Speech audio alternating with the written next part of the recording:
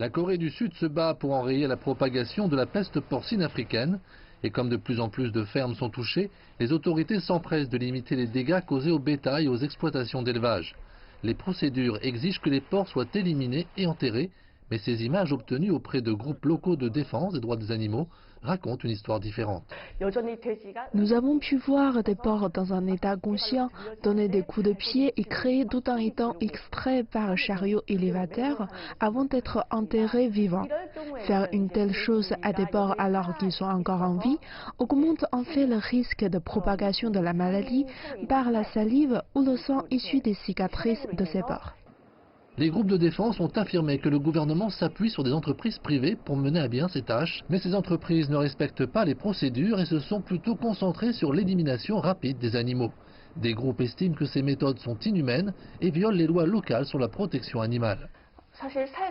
Lors de l'abattage des animaux, il est primordial de réduire le temps nécessaire à l'abattage et d'atténuer ainsi la douleur ressentie par ces animaux. Mais prévenir la propagation de ce virus est également important. Pour ce faire, les procédures doivent être respectées et les travailleurs du secteur privé doivent être correctement formés.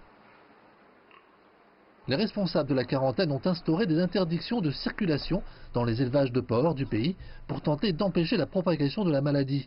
Jusqu'à présent, tous les cas confirmés sont produits dans les élevages situés dans le nord du pays. Lorsqu'ils ont été sollicités pour commenter, les représentants du gouvernement ont affirmé que les normes de procédure étaient strictement suivies. Il ne fait cependant aucun doute que les autorités cherchent à enrayer rapidement la propagation de la peste porcine africaine. Le Premier ministre a appelé à une résolution quasi excessive et à la nécessité de prendre des mesures préventives rapides. Il a également donné des ordres de prendre des mesures de quarantaine qui surpassent les cadres de travail et de manuels préexistants. Les responsables ont annoncé leur intention d'abattre jusqu'à 60 000 porcs et ont indiqué que ce nombre pourrait augmenter si la maladie continue à se propager.